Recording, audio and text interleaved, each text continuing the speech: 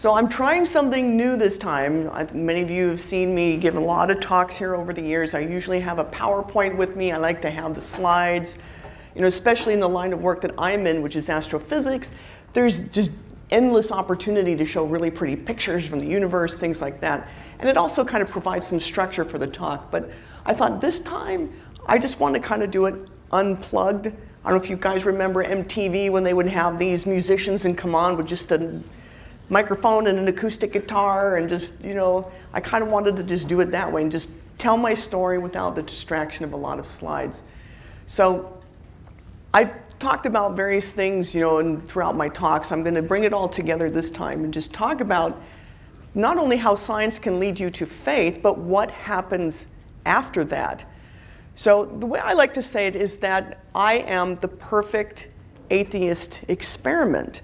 And what I mean by that is you've probably heard people like Richard Dawkins and other professional atheists say that if people weren't raised in religious families, no one would be religious. Everyone would be atheist if we were all raised that way. That the only reason that most people are religious is because they grew up that way, because their families are Christian or Muslim or Hindu. And if they were raised atheist, they would all be atheist. Well, you know, we can put that to the test. I was raised atheist. I was raised as atheist as it is possible to be in the Western world in the 20th and 21st century. Okay, so I grew up in Canada, which by the time I was there was a fairly secular country. My parents were ex-Catholic socialist atheists, and I was not born in Canada. I'm not Canadian. I grew up there since the age of 3. We moved up there when I was a little kid. Now, you guys know how every election cycle, there are people who say, if that guy wins, I'm moving to Canada, right? And nobody ever does, except my family did. We actually did that. My parents were so irritated with the political scene in the United States at the time, they said, that's it, and moved to Canada. And at the time, Canada was like, come on in. I think now they're a little more circumspect about people doing that. But so we moved up there when I was 3 and my brother was 2. That's all I ever knew. And my parents, having rejected the religion of their youth, we never read scripture, not one word of scripture, never set foot in a church. I had zero understanding of what it meant to be religious other than it looked really boring to me as a kid. Incredibly, I had no idea who Jesus Christ was. All I knew is that he was a baby on Christmas. That's it. You could not possibly be less religious than I was as a kid, my brother also. And what kind of astonishes me is that nevertheless, by the time I was a teenager, by the time I was about 18, 19 years old, I was virulently anti-theistic.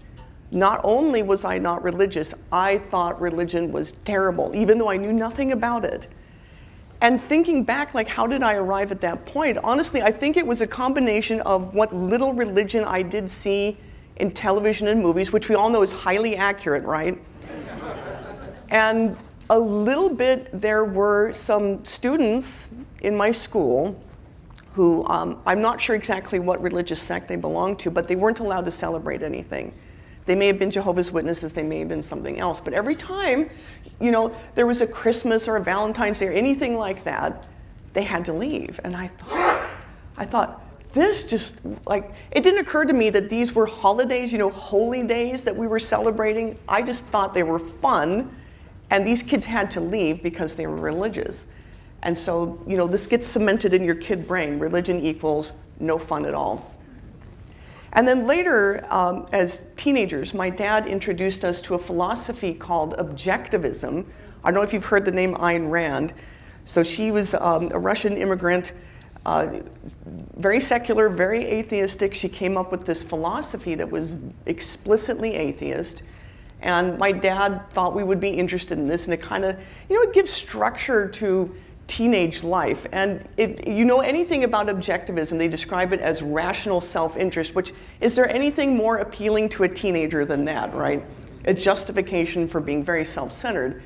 And so this formed the basis of my life for a long time after that. And I think all of this together, and then, it's just in Canada being secular, and they're not very friendly to religion there, although there are very devoted Christians there. All of that came together, and I was very anti-Christian in particular. And I remember one time, I'm so ashamed of this, my grandfather, whom I adored. I actually grew up with my grandparents. We all lived together when I was a kid, and very close to them. And I was shocked and really upset when later in life he started to become very religious. Now, he was born and raised in Missouri. He was a good Southern boy, was orphaned at a young age. He had a very difficult life. And I honestly don't know if there was any religion in his upbringing, but I certainly didn't see any religion in him when I was growing up. My grandparents were professional ballroom dancers. My grandfather was also a professional musician. They traveled from New York to San Francisco dancing. He played, his thing was he played piano in bars. He was a party guy. He was very popular with the ladies. He was charming. He told jokes. He was just, for me, the most exciting, fun, interesting person, very sweet person. But later on in life, he really began to settle down, and I didn't understand what was happening, and he started reading his Bible. And I was really disturbed by this. I thought, what's going on? And there was this moment where these Billy Graham tapes arrived in the mail with his name on it. And this is how dumb I was. I thought somehow they knew, he's thinking about becoming religious, and so they sent these tapes out to kind of get their hooks in him. And so I thought, I'll save him, right? So I took the tapes, and I wrote some kind of nasty note on them, and there was a church down the street from where my grandparents lived. And I took the tapes with that nasty note on it, and I threw it over the fence. The church was behind this fence, and just thought, I was like, keep your filthy mitts off my grandfather, and threw it in there. And I got back, and then to my chagrin, I found out that he had sent away for the tapes and actually really wanted them. So I had to go back there, climb over the fence, and hope that nobody saw me, which they did, and I grabbed them, took the note off, and I gave them to my grandfather. I was so perplexed what was happening to him. And it's not that it changed his personality. He was still this sweet, fun-loving, clever, funny person I'd always known, but he'd become more reflective. He was becoming deeper somehow, a little more quiet and subdued. And I didn't realize that he was going to pass away in a couple of years. I think he knew. I think he knew the time was coming and something was calling to him, and he was answering that call. And as this young, stupid, anti-theistic person, I didn't understand it. And so this was very disturbing to me, And a couple years later, he passed away. He passed away on his birthday, which I've heard people say, very special people die on their birthdays. And he was a very special person. And by the time he passed away, I had moved back to the United States. I'd moved back to Oregon, where I was born, where my parents were from. And I was enrolled in the university there, and this was my first encounter with death, somebody really significant in my life, and it shook me up. And so I had moved back to Oregon, being American, and I loved growing up in Canada. Canada was a very welcoming place. I loved it there, but as an American, I always knew that I would move back someday. And when it was time for me to go to university, I moved back. And so this was the beginning of a new chapter of my life. Now, my grandfather dying didn't really shake up my atheist faith, whatever you want to call that. What really started that was when I got to university, and I'm a pretty social person. I wanted to start a club, and I wanted to start an objectivist club and meet other students who were interested in that. Now, what I didn't realize is Eastern Oregon, being a fairly rural, conservative, very Christian place, there weren't a lot of students who were interested in this silly, urban, atheist philosophy, and so I really got no takers on this at all. And in retrospect, I understand why. But it was fine. I thought, I'll just keep doing this myself. I'll study this. But I started to think about it. There were things that I value in life. I think human life is really important, that every human life is important, that it counts, that we have rights, individual rights, that there's right and wrong, that we have morality. But I started to think about, where does this come from? You can't just assert these things, right? There has to be a basis for them. And so the problem was, when I started to look at the claims of objectivism, it kind of just did assert these things, like these things just are, and they tried to do some reasoning. I didn't find it very compelling, so I thought, well, I'll just start from first principles. We'll start with the brute facts of the universe, just things we absolutely know scientifically, and I'll reason my way from there to a system of morality, like how all this makes sense, how you can say that it's wrong to just murder people, it's wrong to steal. I couldn't. And I was really disturbed by this. It bothered me a lot that I could not reason away naturalistically to a system of morality that wasn't just, dog eat dog, or, might means right, that kind of thing. And that was the first serious crack in my atheist foundation. It's like, I didn't know what to do about it, so I kind of just shelved it. It's like, well, I'll worry about that later. I was going to concentrate on physics now as a physics student. And, this was the goal of my life ever since I was a kid. And I always tell this story. When I saw The Empire Strikes Back in 1980, when I was a kid, blew my mind. I hadn't really thought about outer space or anything like that before I saw that movie. And after that, man, I became a space junkie. Anything outer space, anything science, oh my goodness, this was my world. I watched Star Trek, I watched Carl Sagan's Cosmos. This was all I wanted to do with my life. And I don't know if I can describe to you, I'm sure all of you have something that feels this way to you. It felt like home to me. It was my comfort. It was the place where I just, where you just feel home. Only a home I'd never really known. And I didn't understand it at the time. I'll just foreshadow a little bit. This was God calling to me when I was a kid. I didn't even realize it. So this is what I wanted to do with my life. I wanted to be a space scientist. The best way to do that is to get a degree in physics, and then you go off and get your PhD in astrophysics. So that's what I was going to do. I enrolled at this little university in Oregon where my parents had met many years ago, having a great old time. Now, what was interesting at the time also is that I was meeting Christians in numbers for the first time. Now, there are Christians in Canada, and they're good people, but I don't know if they're keeping a low profile or what. I met exactly 2 people my entire 20 years in Canada who just openly would identify themselves as Christians, and they were wonderful people. But they didn't share the gospel. They weren't outspoken about it. They weren't in your face with it. And so it didn't make a big impression. But in Oregon, I was meeting Christians all over the place, all these students, and they shattered my preconception of what I thought Christians would be. They were fun, they were bright, they were cheerful, they were actually really happy people. Unlike, I have to say, the objectivists that I knew in Canada weren't like that. They weren't, for a philosophy that's very focused on the self and being happy, they weren't happy, but these Christian students were. And I thought, okay, I guess I was a little wrong about that. But what really made an impression was finding out that 2 of my physics professors, who I admired, were very devoutly Christian. Like, they had big families, they were homeschooling their children, they were very involved in their churches.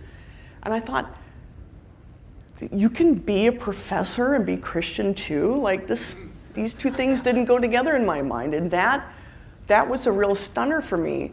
And they didn't hide it. They were very open about their faith. And I thought, this is interesting. And so again, another crack in that atheist foundation. So anyway, I'm taking my physics classes, and then I applied for and got into this summer internship program at University of California, San Diego. They have the Center for Astrophysics and Space Science down there, which is, for a space kid like me, this is amazing. So I got accepted to this to go do summer research there. And it was the cosmology group that picked me to do that, because they have a whole bunch of students, they all go into different fields. And this was perfect.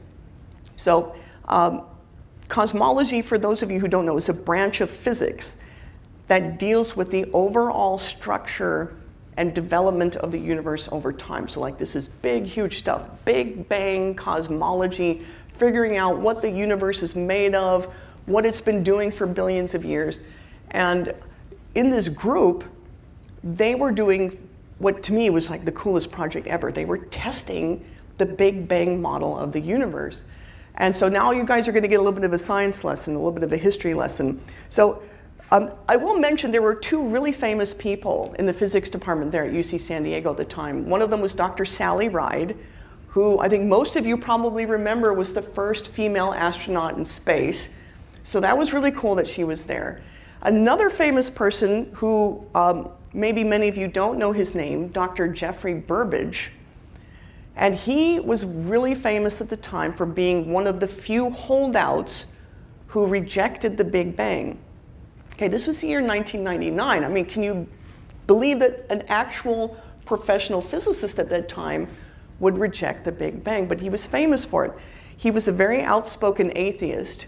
He was an Englishman, and he had this very deep voice. He was a very imposing, kind of intimidating figure. And the couple of times that he actually spoke to me, I was kind of like, he was a scary guy, but he just had that personality. Any of you who ever met Steven Weinberg, the late Steven Weinberg when he was here, was very similar to that.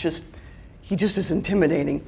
Anyway, he and his wife Margaret, who was also a professor there, and then Fred Hoyle, who was their colleague, and you may recognize his name. Fred Hoyle is famous for coining the term Big Bang, which he did kind of sarcastically because he obviously didn't believe it either.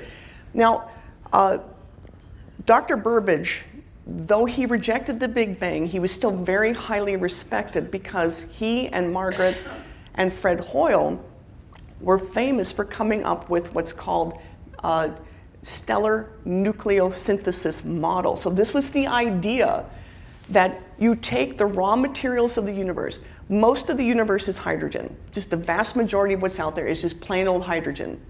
A little bit of helium and some other trace elements. And he and this team showed that what happens is that stars gather up that hydrogen, and in their cores, where it's millions of degrees, these are giant nuclear fusion reactors, will process these light elements into heavier elements, the elements we need for life, carbon, nitrogen, all these other things. They process these things, and then when these stars die, they spew these heavier elements back out into the universe. The next generation of stars and planets is made out of this stuff and has resulted in at least one planet that we know of having life on it. So this was a huge deal. He deserved respect for coming up with this model.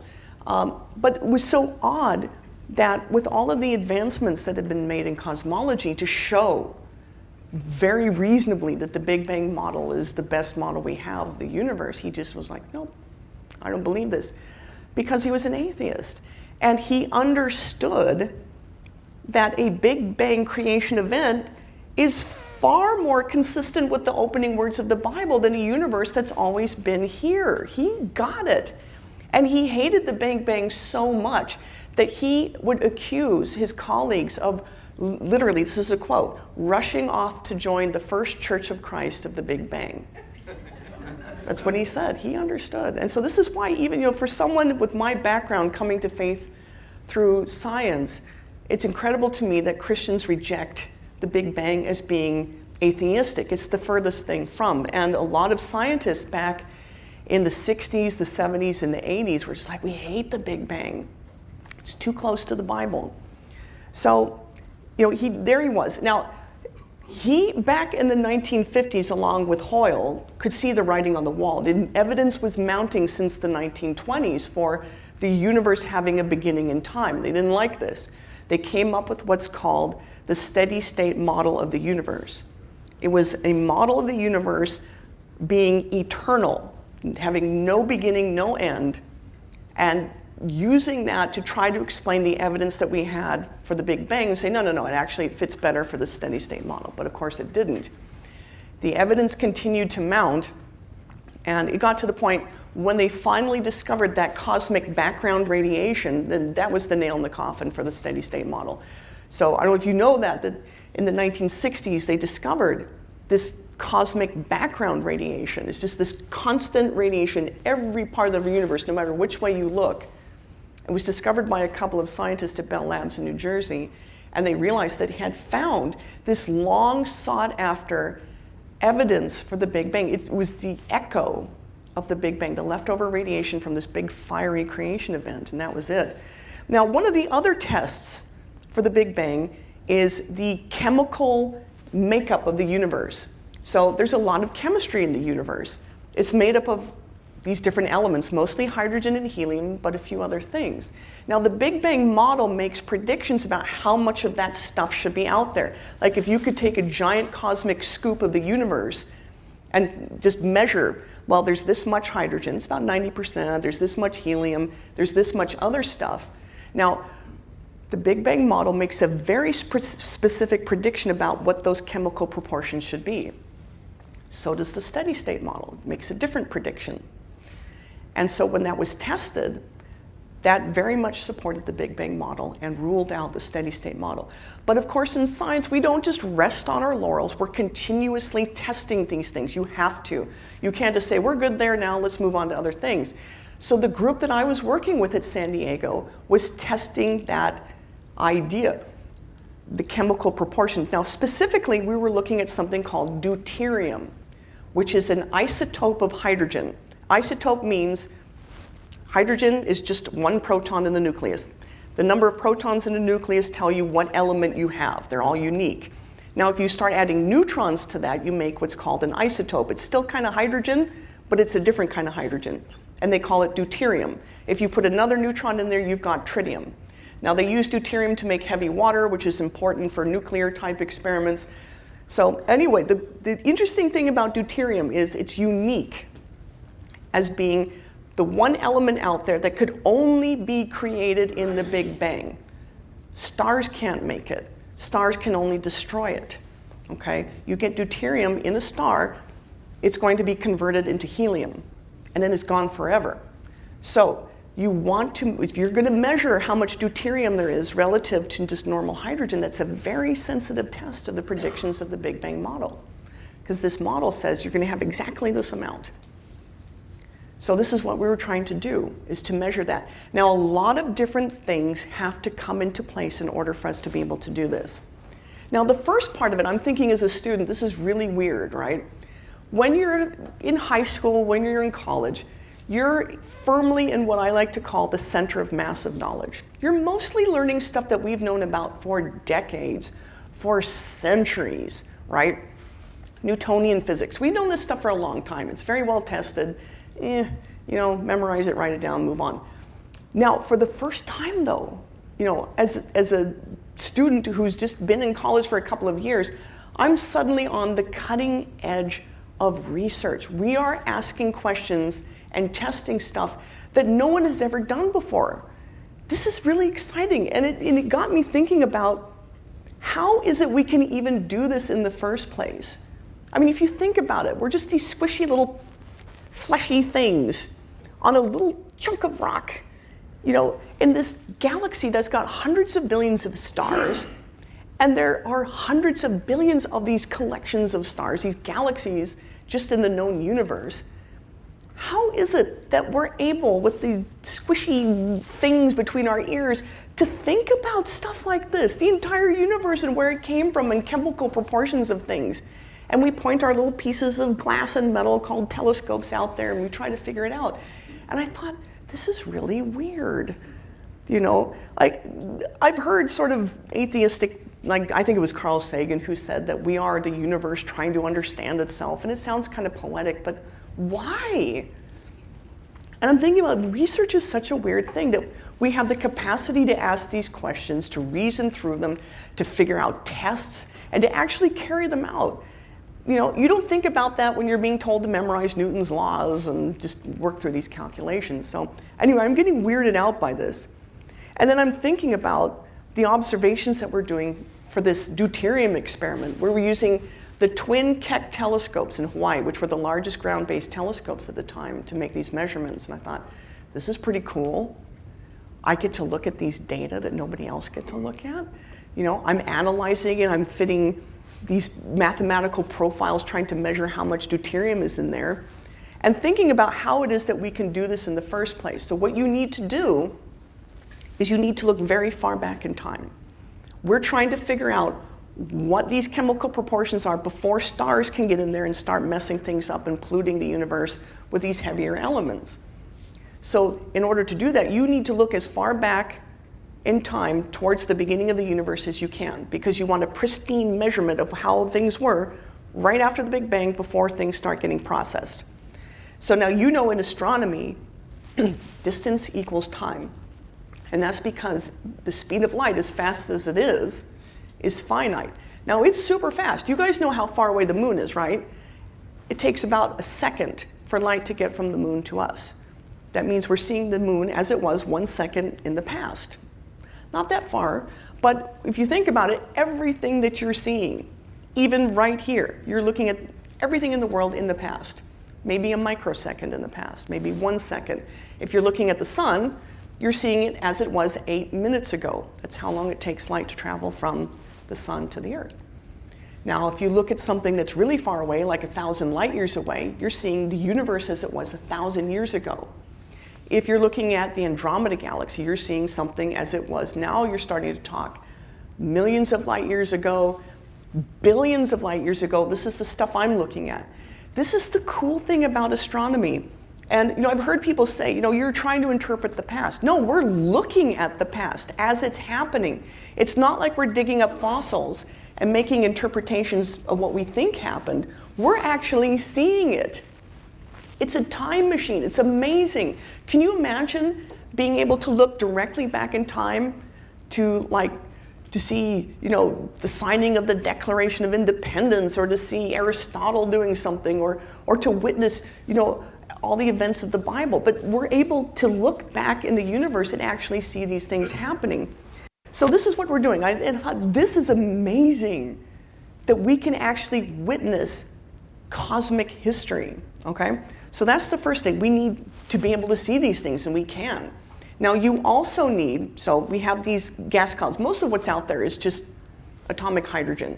It's just big gas clouds, and what happens is they condense and they fragment into stars, and this is what turns into galaxies. But we can see stuff before it does that.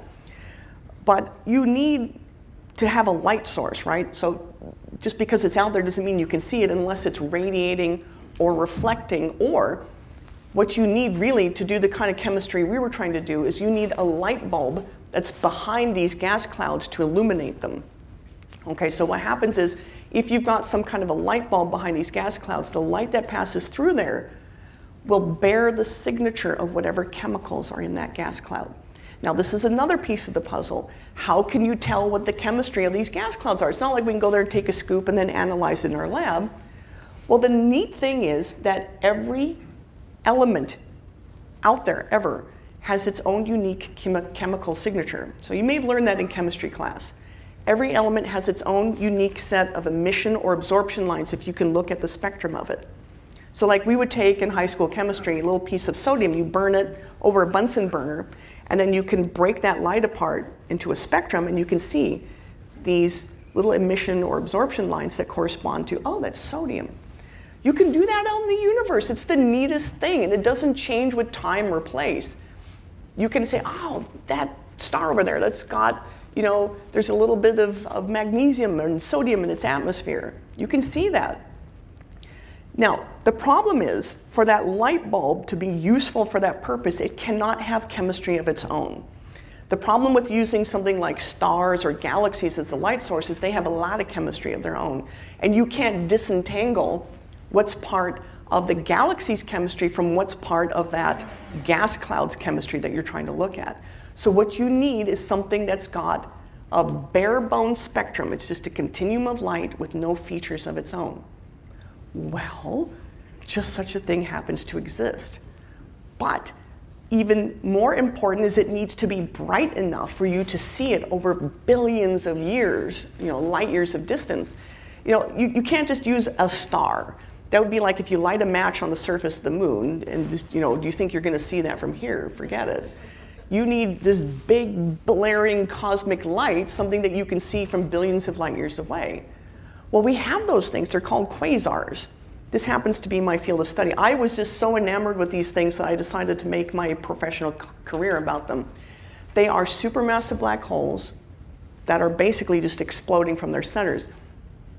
Remarkably, you're talking about these things, these quasars are about the size of our solar system, but they can outshine 1,000 Milky Way galaxies, all in that tiny space. That's how ridiculously bright these things are.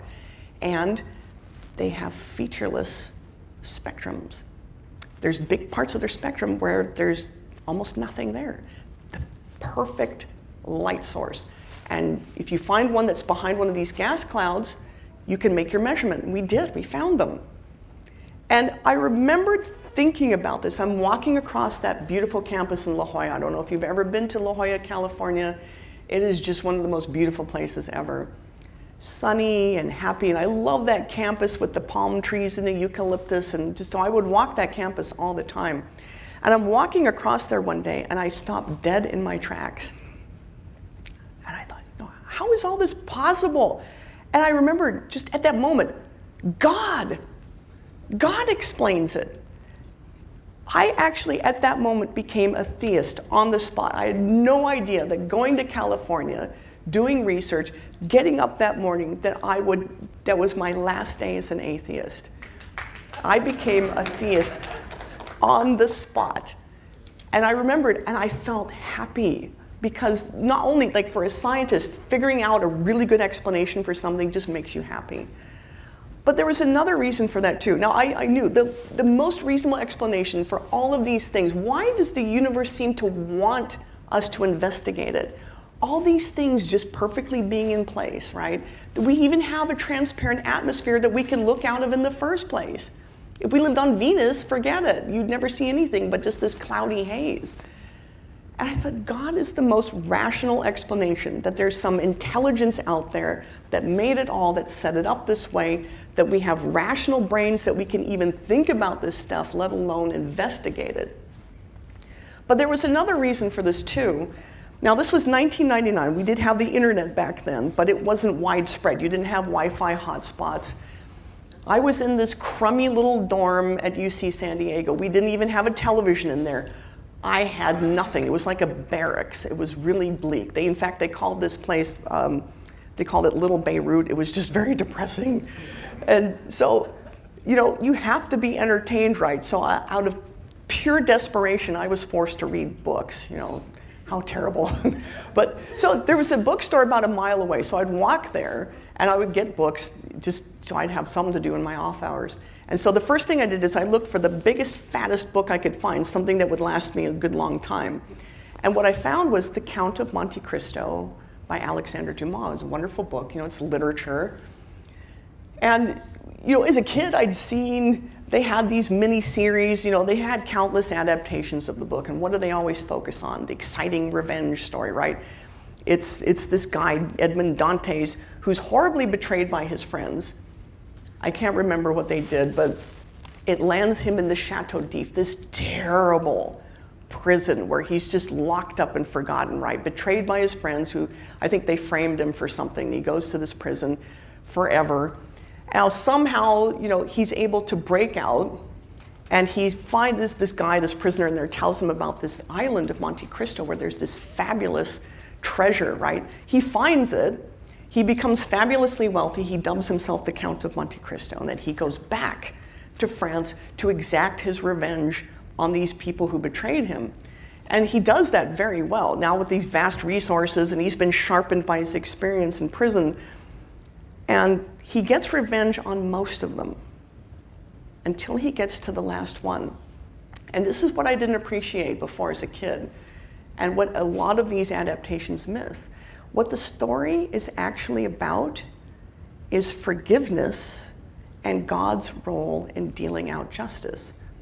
And he comes to realize it's not his job to do that. God alone is the one who gets vengeance. And so the last guy, he just lets him go. He's just like, forget it. I have my freedom, I have wealth.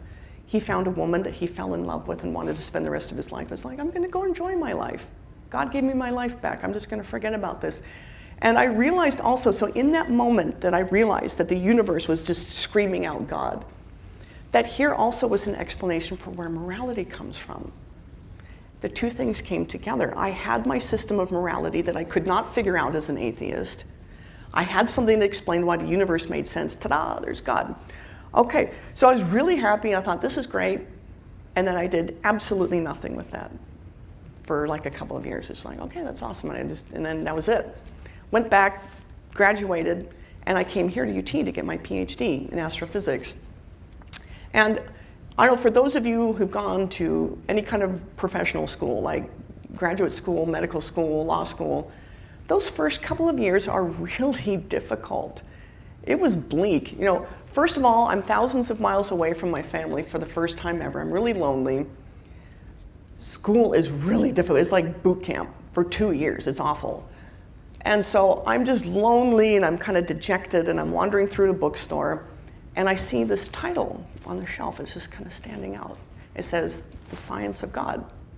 I know some of you are familiar with this book. It's written by a man named Gerald Schroeder, who is a Orthodox Jewish theologian and physicist. He's an MIT-trained physicist. And so I thought, well, this is kind of cool. You know, I'm into science and I believe in God now, so let's see what the science of God is about. And little did I know that this is the book that was really going to change my life. Because until then, the God that I believed in was just some kind of, I didn't know what kind of God, just like this deistic sort of hands-off God who's just out there somewhere. Well, reading Schroeder's book, and he talks about how you can take the Bible seriously, that not only is there no conflict between science and the claims of the Bible, but they actually go very well together. And I was really compelled by this. You know, I read it, and you know, and as a Jewish person, he was focused on the Old Testament, specifically on Genesis. I was just blown away by this. And I spent 2 years investigating these claims because I'm a naturally very skeptical person. I think that's what makes me a scientist. I don't just believe something because you tell me. I actually spent a lot of time investigating every claim that he made in there. And he drew a lot on the wisdom of ancient and medieval scholars, like biblical commentators like Nachmanides. I went and bought the book. The book is like this thick, right? And that's just one of his commentaries on one book of the Bible, on Genesis, this big, right? You could beat a whale to death with this thing. It's so big. I still have it. But I actually read the stuff that he quoted in there. I'm not just going to take his word for it. I read through it. It's an amazing thing, by the way. I highly recommend looking through it. It's like, oh, gosh, you know, he's right about that. I investigated all that. I looked up every paper that he cited. And as a scientist, what you do is you try to disprove the claim. And I tried to disprove everything he did. I worked through the math of it, everything. I had spreadsheets. And by the end of it, it's like, I can't disprove this. This is very likely true. And I realized, okay, not only do I believe in God, but I believe in the God of the Bible. At least the Old Testament, right? But there's another testament. And I thought, well, why stop there, right? Let's just keep going. Let's go to the New Testament. And you know how they say when the student is ready, the teacher appears? So right around that time, I'm starting to look through the New Testament. My husband and I go to buy some cars. I mean, we go to CarMax. And we meet this salesman there who turns out to be, he's one of these working pastors. He's a pastor at a Lutheran church in New Sweden, which is kind of interesting because my husband, who's back there, he's from Finland. He's from a Swedish family from Finland, and we meet this Lutheran. He's raised Lutheran, although my husband was raised Lutheran by his grandmother, but he actually was raised very militantly atheist by his parents. His mother was actually a member of the Communist Party. He's got his own conversion story. But I thought, how interesting that we meet this Scandinavian pastor, right, at this church.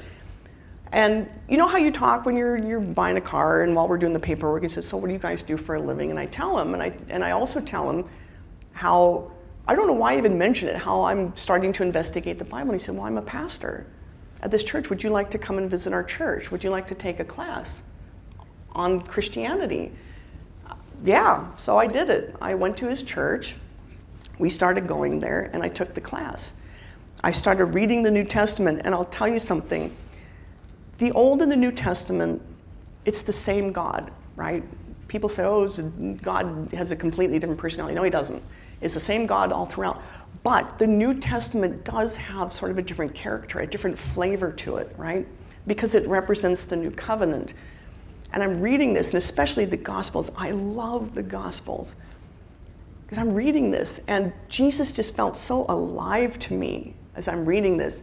And I just remembered this quote that I heard by Einstein. You know, and Einstein was raised in Europe in the 19th century, so of course he studied the Bible. And he was asked one time in an interview, do you believe Jesus exists? And he said, oh, of course. You know, he believed in the historical Jesus. Of course, he wasn't a Christian. He was something, I think he was sort of this pantheistic person. But he did say something about Jesus. He referred to him as the luminous figure of the Nazarene. And I always loved that. And I thought about that as I was reading the New Testament. That's the perfect description of Jesus. Now, again, as a scholar, I needed some evidence that what I was reading was reliable. And so this is where Lee Strobel's book came in. I don't know how I found it, but The Case for Christ, I was compelled that this was a serious investigator who started off atheist, was trying to disprove his wife's irritating newfound Christian faith, which he really didn't like. And in trying to disprove it, he actually convinced himself that it was true. I love that. I love that kind of story.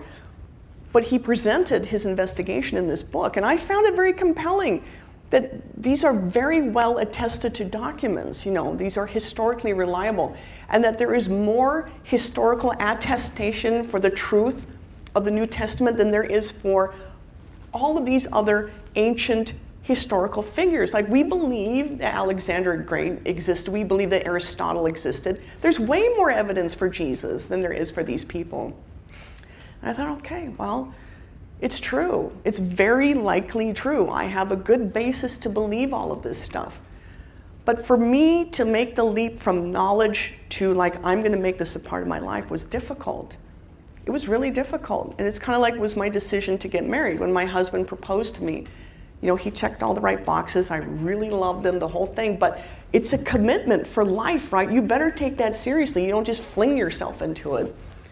And so I thought, you know, this is like a marriage. I better be prepared to make this my life if I'm really going to do it. And so I was kind of hesitant for a little while, but I finally just like, you've got to make that Kierkegaardian leap of faith. It was a very small leap of faith because there was so much evidence, but nevertheless, you got to just dive in at some point. So I did. I got baptized in 2006 and became a Christian. Now, I wish I could tell you that this was the Disney and they lived happily ever after kind of a story with me and Jesus, but it wasn't. That actually kicked off the most difficult part of my life that I didn't even think was possible. A few years after that, you know, I really started to have my faith tested.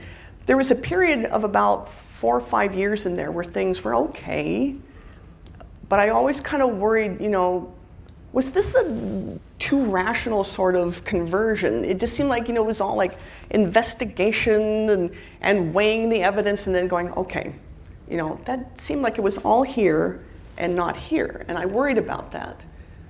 Well, I had a chance to find out that my faith was real. My husband and I had what I'm about to tell you all happened in the span of 1 year.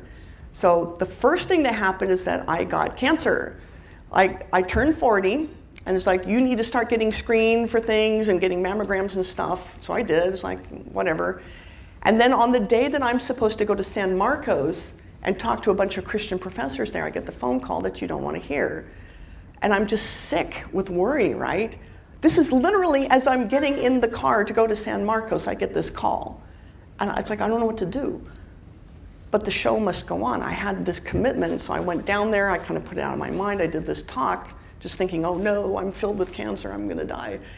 Well, it turns out it was very early stage. It was easy to deal with. I had the surgery to remove it, I had the radiation.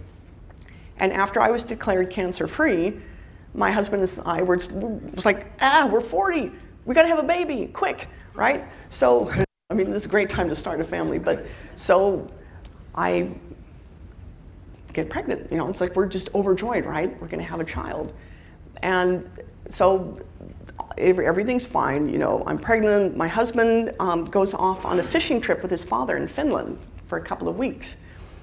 And he gets a couple of tick bites and doesn't think much of it until he gets really, really sick after that.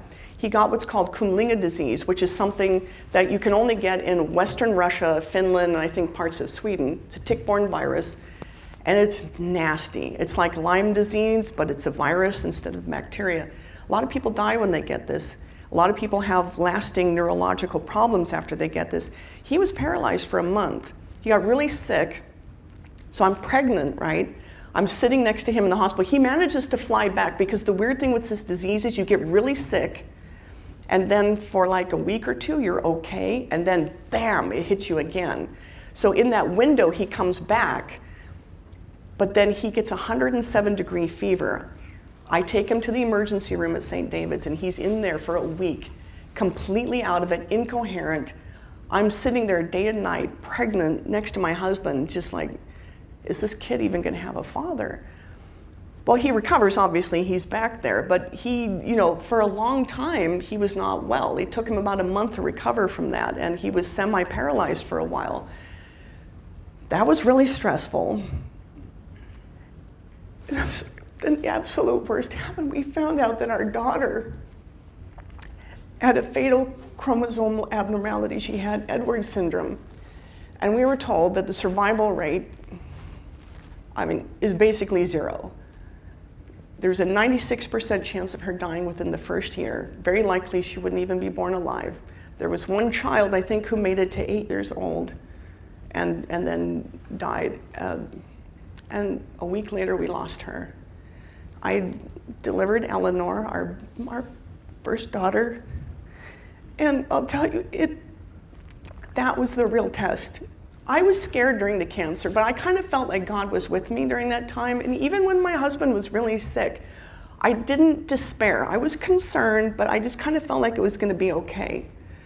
This is when I kind of lost it. I went a little nutty. Now, those of you who are moms out there, you know when they hand you that baby, you start to bond, right? The problem is that I was given an empty vessel.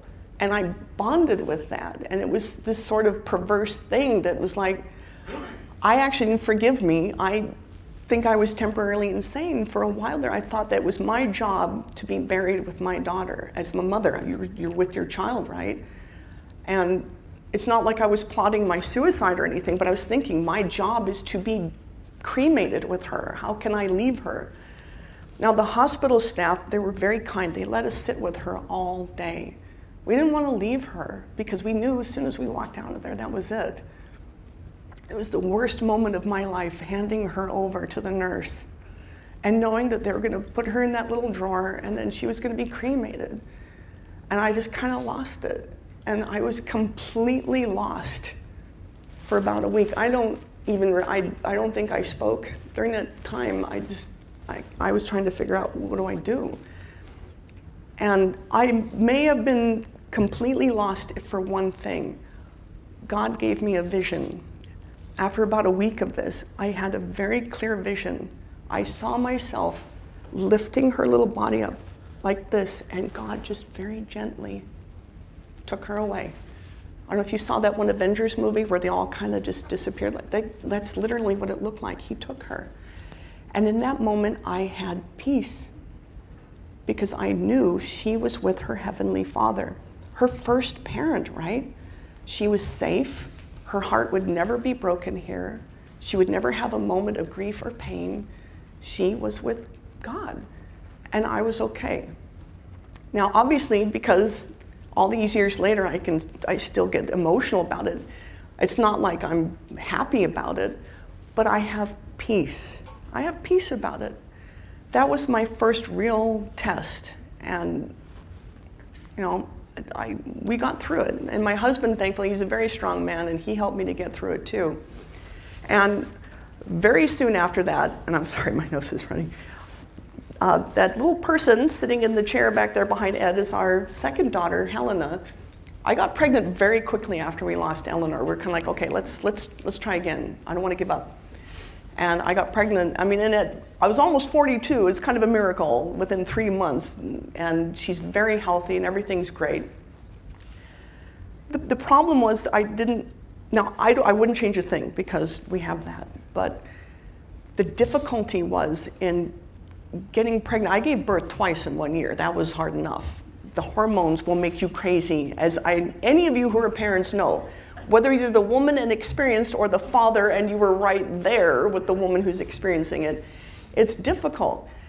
I didn't give myself time to grieve, not to really grieve properly, because thank you, Jesus, for that vision, but that wasn't grieving. That wasn't actually working through the grief, which I did not do. And then the hormones, and then actually processing the death of my mother, which had occurred a few years before that, and realizing she was never going to see her grandchild, not here. I went through a very severe depression, like just horrible postpartum depression. And that was the point at which I wondered, because all throughout that trial of that year, I felt like God was with us. This time I didn't. And I went through about a 3-year, very deep depression. And I was like, God, where are you during this time? And that was really difficult. And I'm sure some of you have experienced something like that. And I still to this day don't understand exactly why that happened, but I got through it. And life got good again. And I have a purpose and all kinds of things that I do. And the reason I bring that up is to show you that, it is a very up and down rocky road as a Christian. It's not, Disneyland, birds are singing and it's a fairy tale kind of thing. It's not. And even now, I still struggle. I've had some pretty deep disappointments lately. And again, it's like, God, why? It's not even why are these things happening? It's like, why are you letting my heart ache like this for so long? And I've talked to my friends about it. I listened to hundreds of hours of sermons online. And the answer is, you just have to trust God. And that's hard for me. I'm kind of a control freak. It's like, God, can you just please let me know what the plan is? Like, what are you doing? Okay, let's have the details here. Nope. Sometimes, not always. And in fact, things have been so difficult lately. There was just a slight moment where I thought, I can't give this talk. I can't come up here and tell people it's not all sunshine and roses as a Christian. What if some of these people are struggling? What if there's somebody out here who's a seeker and thinking about becoming Christian and goes, oh no, it's difficult, maybe I don't want to do this. But I talked to a friend, like, should I still give this talk? And he's like, of course you should. People need to know they're not alone in their struggle. Because here's the thing about Christianity that I've really come to figure out in the last couple of years especially. Christianity is less a religion than it is a relationship with an actual person. An actual person, the person of Jesus Christ, a very real person who took on flesh, who suffered every single thing that we have suffered, who has felt every emotion we have felt, who didn't always know exactly what was going on. He would pray to God, please, I don't want to do this. Can this cup pass from me? He trusted, though. He had to do it. God said, you have to do this. Jesus trusted the Father. We need to trust the Father. And this is what I've come to learn, that it's a relationship, and relationships are messy. They're rocky, they're up and down, there's trust issues. But Jesus is King. We have to trust him. He's the Lord of our lives. And this is the place where I'm at. And I'm really close. I think I'm close to finally getting there. To finally letting Jesus be the complete Lord of every aspect of my life. But man, is it a struggle until you get there. But that's kind of the part one and the part two. Part one is the intellectual side of things. And that's what is so great about this ministry, this Reasons to Believe, and that's why I keep coming back year after year after year here, that there are very solid reasons to believe. The intellectual part should never be an impediment to you becoming a Christian and staying Christian. But there's an emotional side of it too. And I think it was Kierkegaard who said that you've got the logical, rational part of it, but you've got the pathos side of it too, the emotional side. You've got to have both of those. And I'm here to say that even though it's not a fairy tale ending once you believe, if you believe for rational reasons, there's a whole emotional side to it that you shouldn't ignore. And even when it becomes difficult, that's not a reason to give up, ever. And so I just hope that that encourages some of you, that it inspires you, and that if you're struggling now, or if you've struggled before, or if you struggle in the future, it's okay. That's part of being a follower of Jesus Christ. I just really thank you for coming out here today and listening to my story.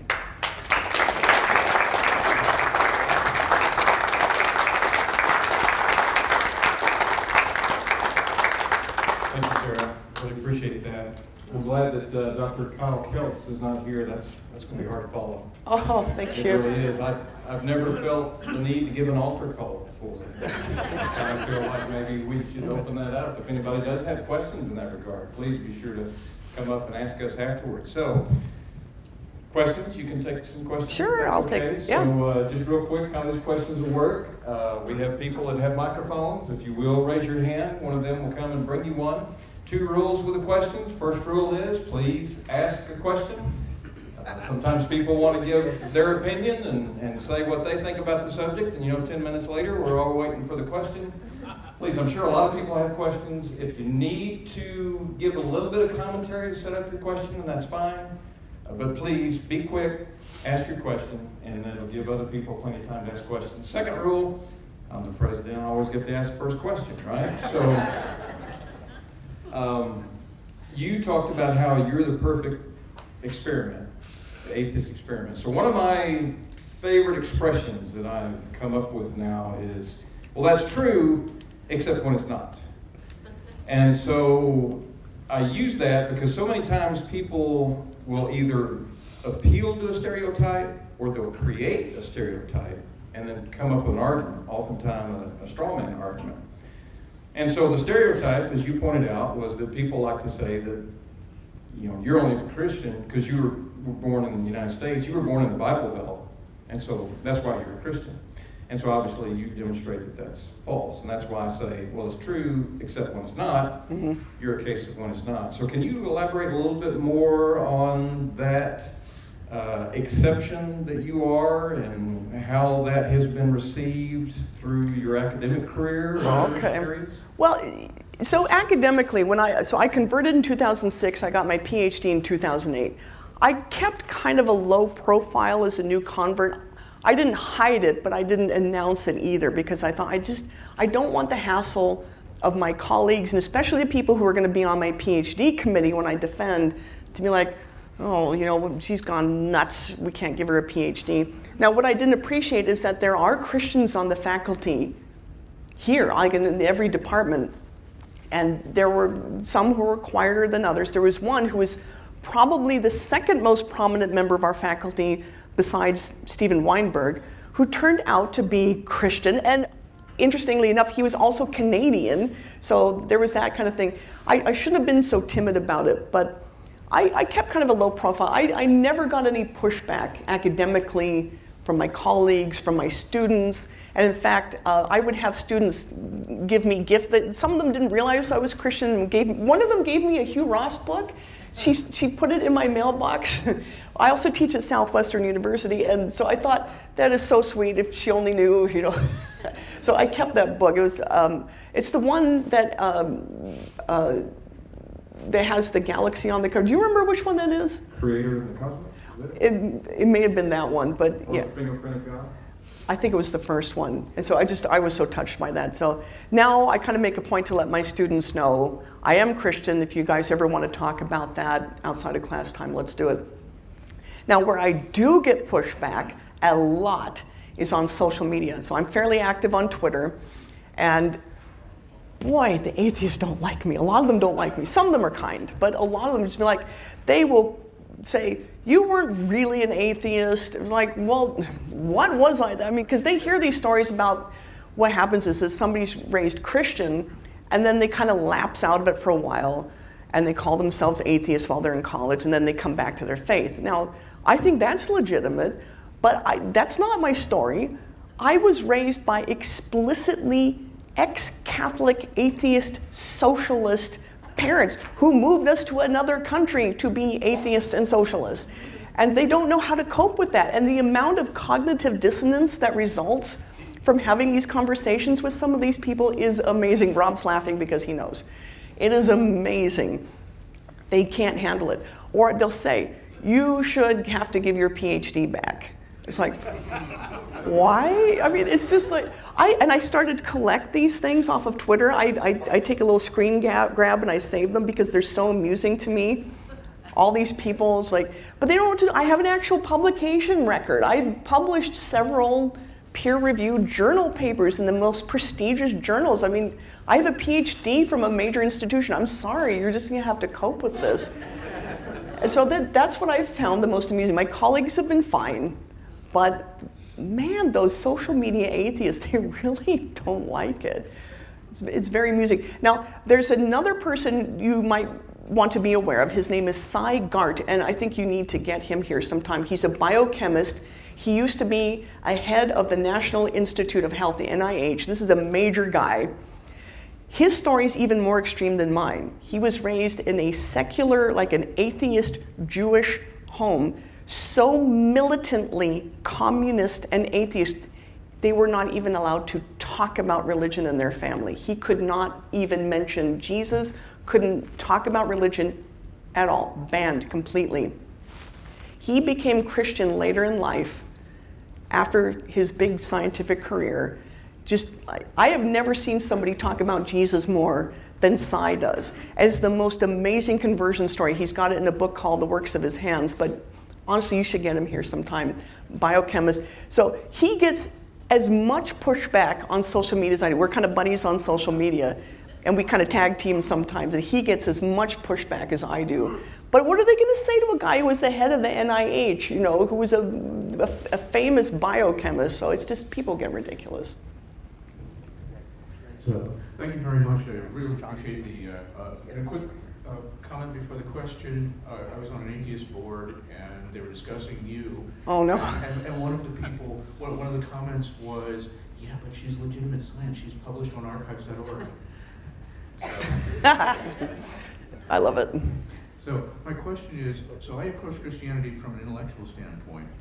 We were in one of our Bible classes talking about the Big Bang, and a lady was so offended that she left.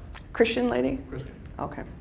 So it seems like people are either in a head or an emotional camp, and you were talking about the issue of how do you blend, how do you cross that barrier. Would you talk about that? Like, how are you broaching that gulf? That is a good question. How am I, so you're asking, like, how do I bridge that gap with people who really are upset about? Well, with yourself or with anyone else? Oh, for myself. I mean, for me, there's no, science here and Christianity here. They're like this. The God who created all of this also gave us the intellect to understand it.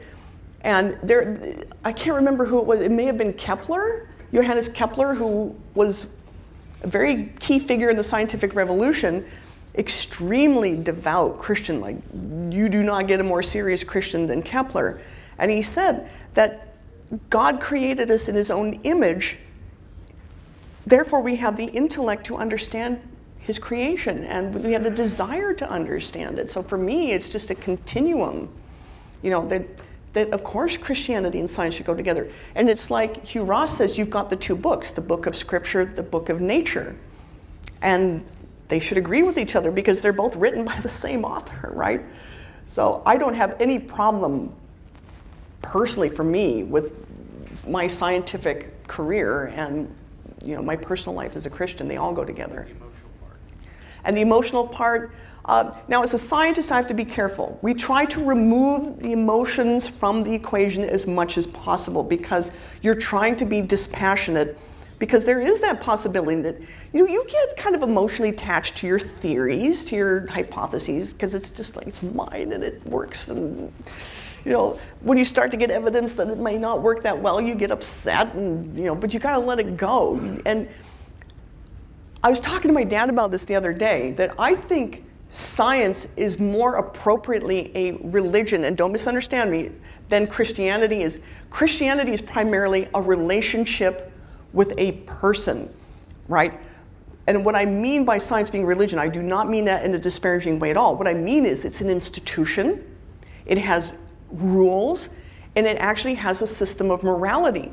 And part of that system of morality is that you remove your emotions, and this thing is kind of cutting in and out. You try to remove your emotions, your biases, your limited perspective from this enterprise in order to try to arrive at the truth. And I talk about that in my chapter in the story of the cosmos, where I talk about the history of the discovery of black holes, which is fascinating, by the way, because it's so human.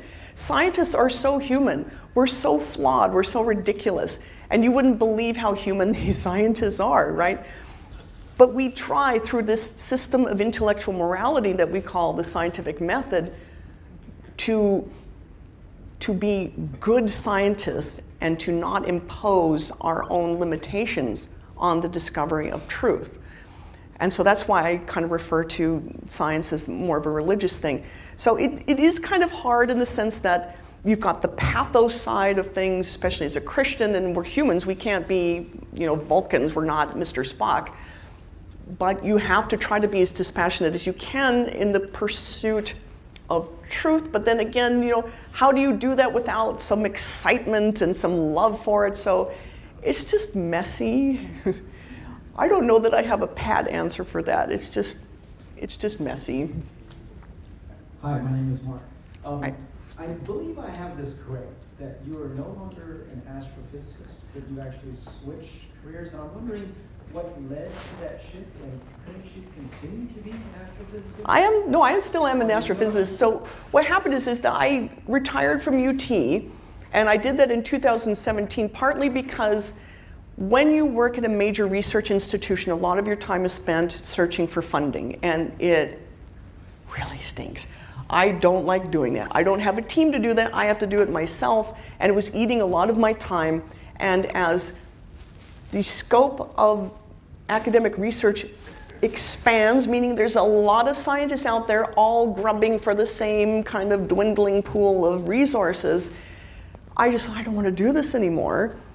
I didn't want to keep looking for the funding, and you have to publish. When you're at a place like UT, man, if you don't publish regularly, you're out.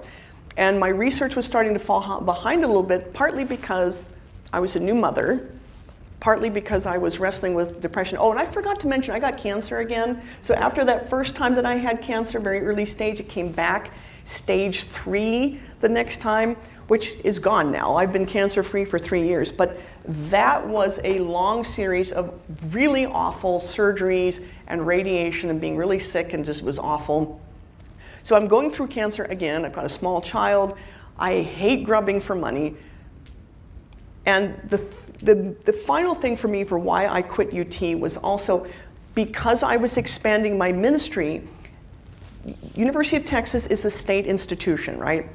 I did not feel comfortable trying to kind of rein in what I was saying, because as a representative of a government institution, I thought, I feel a little bit awkward trying to figure out what I can say and what I can't say.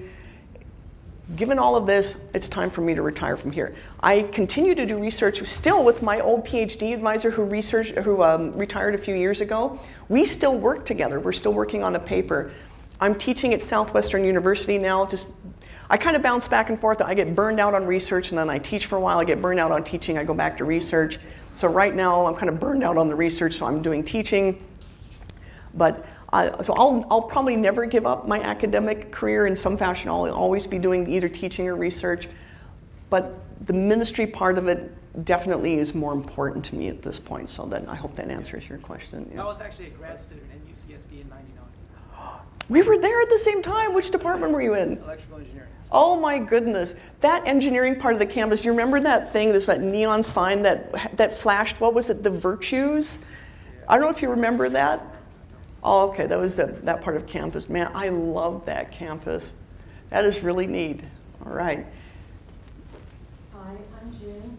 I'm wondering what was your family's reaction to your change? Oh, that's a whole different story. I can tell you very briefly.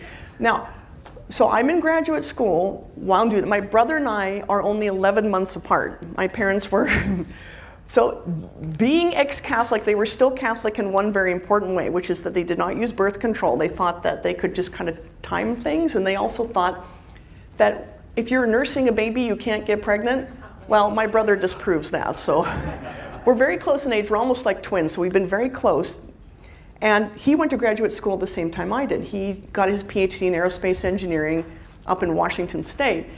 Now, graduate school is really tedious and stressful, and so back then, we would always have this chat window open. I think it was like MSN chat or something.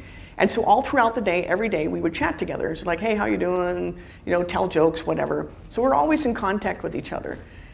My brother was even more of an atheist than I was at that time, like super skeptic. He was the president of his objectivist club at his university, the whole thing. So when I was thinking about becoming Christian, I was that agonizing step right before I made the leap. I thought, I gotta tell him, I gotta be honest, we're so close, right? So I type out, I'm thinking of becoming Christian and I'm waiting for the blowback. And he says, what's there to think about? You just do it. I just did. I was like, what? He didn't tell me. It turns out that there was a Christian man in his lab at the university who invited him to a men's study group, Bible study, and he'd been going, and it moved him. And I think what also helped for him, he had a very different track in his conversion. He had a young son at the time. He's a father of, like, I think his son was 1 or 2 at the time. And his thing was, he could not stand the idea that someday his son would just be dead, that the universe would just snuff him out and they'd be gone forever. And I found that touching about my brother, that it wasn't about him, it was about his son. He couldn't bear the idea that the universe would just, you know, dispatch his son and then be gone forever. And so he was compelled by that to look for reasons why we might have life beyond this. And so he remains very active in his faith to this day. Now, my dad was the stickier point. So my mom passed away in 2003, and I got the sense that she had drifted back to her faith of her youth, and particularly because I was really encouraged to discover that she was involved with this pro-life group. She was a public school teacher, and she loved children. And then I found this kind of pro-life material. I said, Mom, you're pro-life? And she's like, well, of course. And I thought, well, that's great. Because even then, as an atheist, I was pro-life.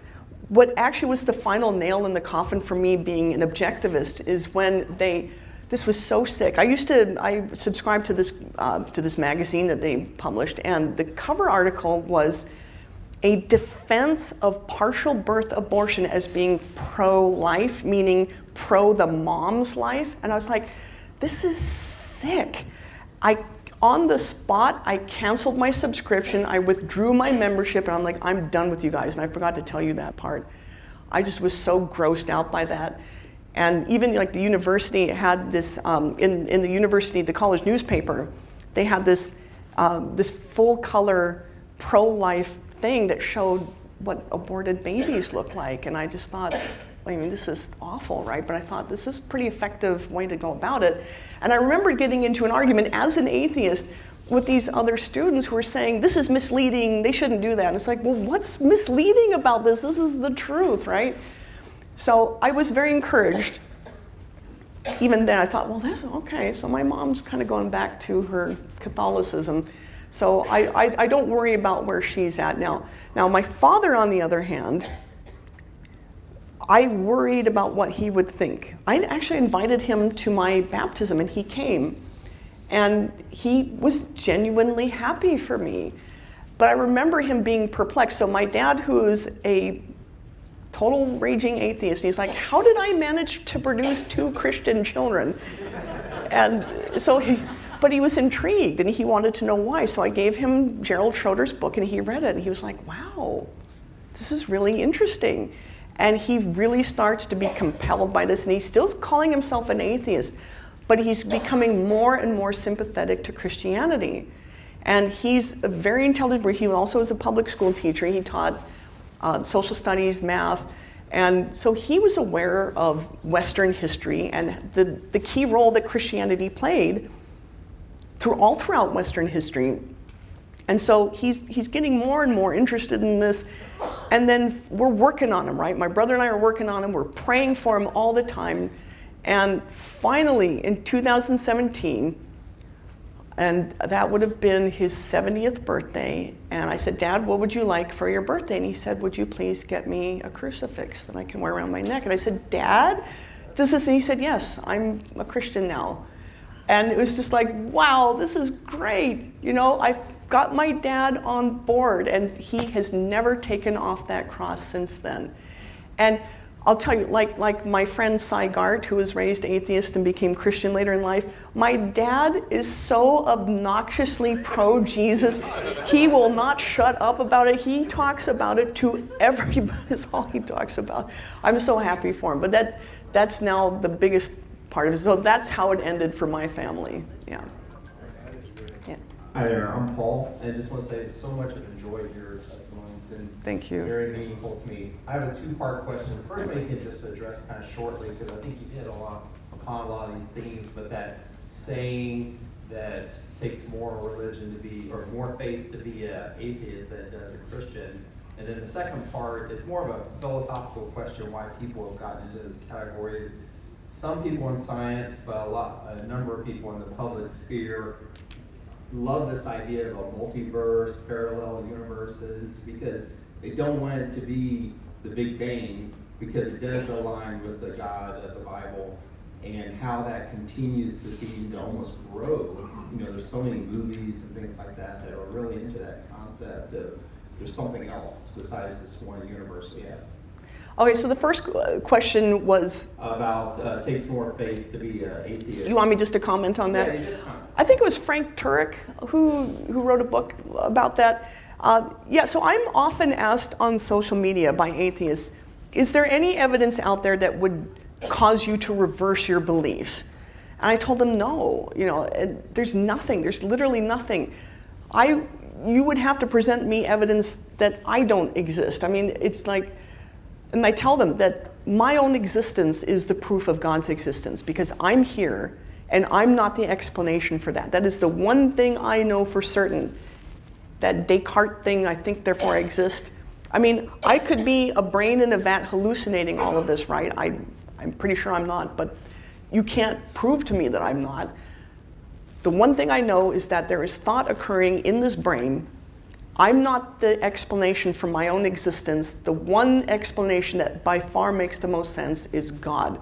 Now, as for all of the evidence for Jesus, it's so well attested, you would have to prove to me that it's all a sham, that every one of those sources is not reliable, which nobody's done. Somebody would have done it by now if that was the case, right? So what could you show me that would disprove all of this? So yes, not only would it take faith, as the word is often misused, to become an atheist at this point, it would take utter, blind, lying to myself faith to be an atheist.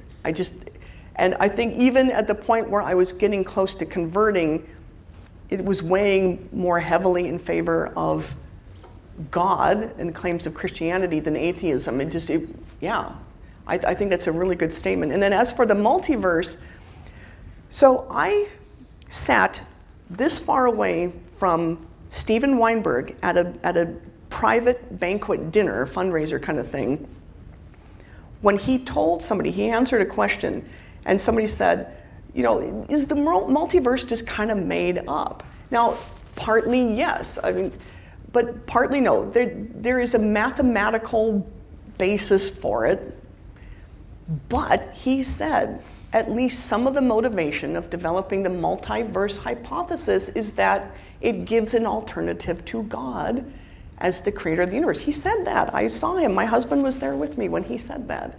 And I commend him for being honest about that there is an atheistic motivation behind that, behind promoting it. Now, just because mathematically you can say you work through the math of things like string theory and the the many worlds interpretation of quantum mechanics, all it means is you've got a nice, tidy little mathematical idea. It doesn't mean that it reflects reality, right? I can create a whole mathematical universe in my imagination that doesn't correspond to anything in reality. Mostly, I think it's two things. First of all, it gives an alternative as, the explanation for the universe, an alternative to God. But also, I think it's a symptom of the fact that everybody, almost everybody, atheists or not, just has this sense of another world, right? That we think this isn't just it, there's other stuff out there. Fantastical things. We have this sense of, how can this just be it? And so when you've been conditioned to not seek God as that explanation, you think, well, okay, we've got this multiverse thing, maybe that could be it. I think it just represents this knowledge, this belief that we are born with, that there's something else besides just this. But the problem with the multiverse idea is that there's just no real evidence for it. How do you test it?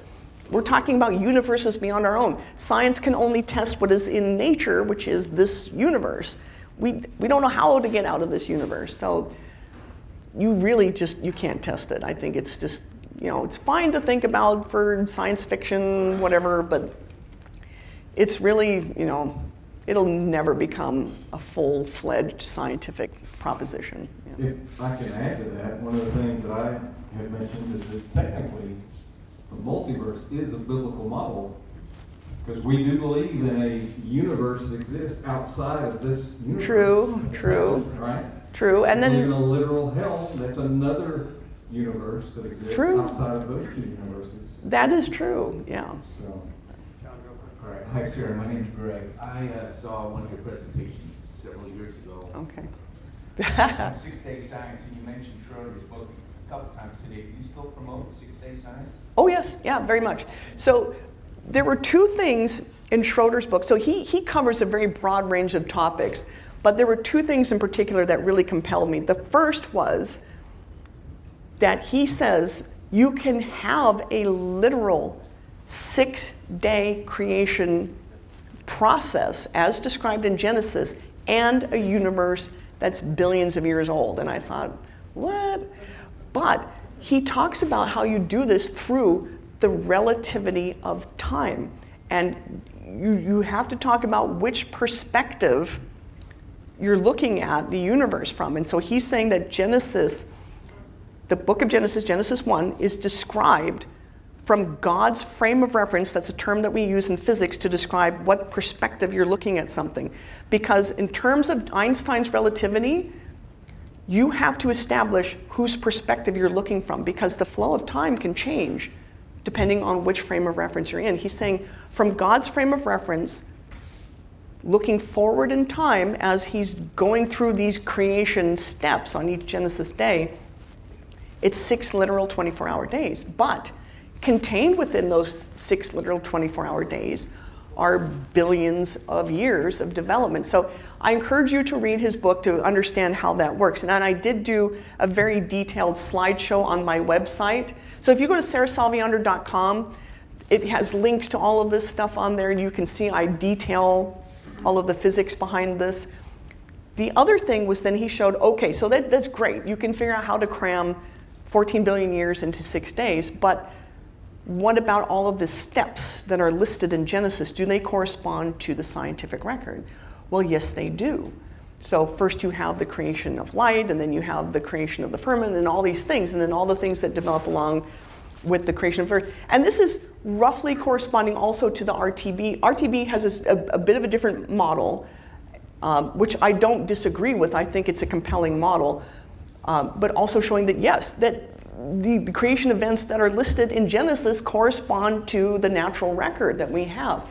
And I was like, really? And so that's when I investigated all of these things, every claim, and it was just like, my goodness, really, they match up very well. That's what I found so compelling. So yes, I actually established a relationship with Dr. Schroeder. I emailed him. I was such a big fan, and I had lots of questions, and it kicked off a years-long correspondence that I had with him that culminated in him visiting UT Austin and giving a talk, and I finally got to meet him, and that was very special. So yes, I do encourage you all to get the book and read it. Last book, isn't it? Okay. Good morning, my name's Russ. Really enjoyed your talk this morning. Thank you. I will definitely be here in May. All right. Two quick things. I lived in Canada for a short time. Where did you grow up at? British Columbia, just like Hugh Ross, you know. So I grew up in northern British Columbia, right in the interior, where the ground is covered in snow for about 8 months of the year, as you can imagine. Yeah, where are you from? I lived in Edmonton. Edmonton, oh my goodness, very cold. So you understand. Canadians really do have a different attitude toward the great people, very family, very moral, totally disinterested in Jesus. Yes, Weird. yes. So it's strange. That's a good way to describe it. The other, my question is, can you tell us anything about the book that you're coming out with, or is that supposed to stay under wraps? Well, kind of both. I can tell you a little bit. So I am really struggling to come up with a title for this book because it's like, how do you encapsulate? I think I have the nearest thing to proof of God's existence as there can be. And that's why I talk about it. I expand on Dr. Schroeder's work. With his blessing, I've talked about how I want to do all this stuff, and he's fine with it. And some unique arguments of my own, one in particular. And so that's about all I can say. So I put the final touches on the most important chapter of the book just last week. I just finished editing it and sent that off. And so now I've got just a few more, because I'm also talking about, you know, you have to address things like the fine-tuning argument and the cosmological argument, stuff like that. So that's all in there. That's not a secret. But just kind of the main thing, you know, and I have a writing partner, and he's like, you can't talk about this stuff yet. He's kind of paranoid, and my PhD advisor was like that too. Oh my goodness. He was always worried that we were gonna get scooped on our research projects. Rob, you can probably sympathize how paranoid scientists get. So just before you publish this thing, like, okay, so just to give you an idea how silly this is. So one of the papers that I published with my advisor was on iron abundances in these cosmic gas clouds, and the explanation, like, you're all going like, yeah, there's iron in these gas clouds, and there's this type of ionized iron that's kind of hard to explain why it exists at this radius from the black hole. Anyway, so we're about to do this, and I remember just somebody asked, "Oh, what are you guys working on?" And I just casually mentioned, he's like, "Don't scoop us. They're gonna scoop us." And it's just like, are you kidding? Nobody cares. They don't even understand what we're talking about. Well, I could say this on national television and everybody be like, they're not going to immediately go out there and write a paper on it. It's just, it was kind of like there was an episode of Big Bang Theory about that when Sheldon got his computer stolen. He's like, you know, he's telling the police, you guys should just, you know, check on archive to make sure you see somebody publish this paper, you know, that they stole from my computer, then that's the culprit. It's just like, nobody does this. It was hilarious. So my writing partner is just as paranoid. I mean, there's slightly more chance that someone would scoop us on this, but who's going to write a book in like 2 weeks and out-publish us? It's just kind of funny. Sarah, thank you very much. Thank you.